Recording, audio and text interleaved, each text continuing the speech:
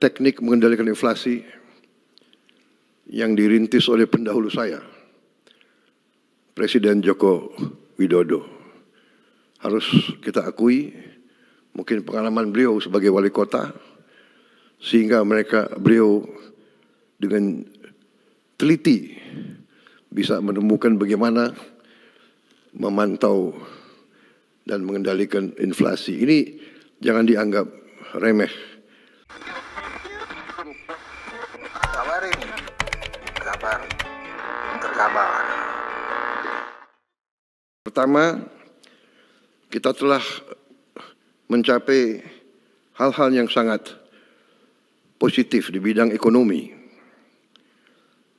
Di tengah ketidakpastian dunia, di tengah perang pecah di mana-mana, hitungan terakhir tadi malam ada 110 perang. Saat ini 110 konflik bersenjata di seluruh dunia. Di tengah kondisi seperti ini, di mana keadaan geopolitik begitu tidak menentu, geoekonomi pun tidak menentu, di mana mata rantai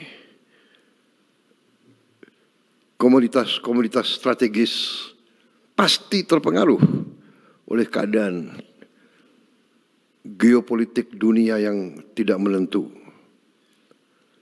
Energi, pangan sangat rawan terhadap ketidakpastian geopolitik dan geoekonomi ini. Alhamdulillah kita mampu menjaga pertumbuhan ekonomi masih tetap tinggi dibandingkan seluruh dunia. Kita berada di 5%. Di antara negara G20, kita salah satu yang tertinggi dalam kondisi sekarang. Kita mampu menjaga inflasi di sekitar 2%. Salah satu terendah di G20. Ini juga berkat hasil kerja keras kita semua. Kita punya teknik-teknik memantau dan mengendalikan inflasi, saya kira yang kurang diajarkan di fakultas-fakultas ekonomi dunia. Dan ini saya harus katakan salah satu teknik mengendalikan inflasi yang dirintis oleh pendahulu saya, Presiden Joko Widodo. Harus kita akui, mungkin pengalaman beliau sebagai wali kota, sehingga beliau dengan teliti bisa menemukan bagaimana memantau dan mengendalikan inflasi. Ini jangan dianggap remeh. Banyak negara yang hebat pertumbuhannya, inflasinya sangat luar biasa. Industrinya bagus, inflasinya sangat tinggi.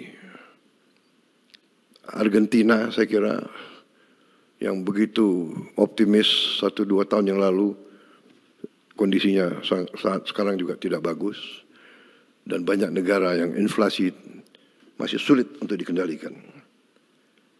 Defisit APBN kita jaga di bawah batas 3% dari PDB. Juga salah satu terendah di antara G20. Mungkin terendah di dunia. Indeks harga saham gabungan telah tembus 8.000. Tertinggi sepanjang sejarah Republik kita. Ini juga di luar dugaan. Ini juga saya kira akibat kerja keras para menteri-menteri di bidang ekonomi. Ya. Selalu kita ditakut-takuti bahwa indeks harga saham gabungan itu mencerminkan kepercayaan investor, kepercayaan pasar kepada kita. Ternyata kita telah mencapai tingkat yang tertinggi. Walaupun saya selalu ingatkan, kita jangan terlalu takut dengan harga-harga saham. Yang penting fundamental ekonomi kita harus kuat.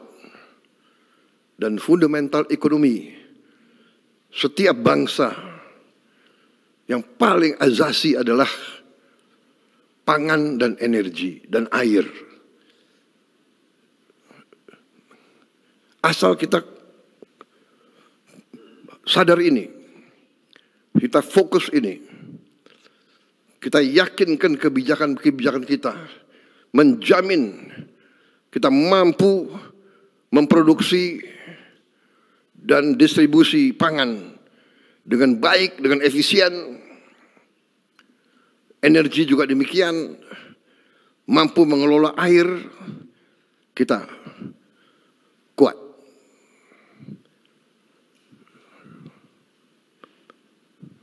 Mata uang, harga saham bisa fluktuasi.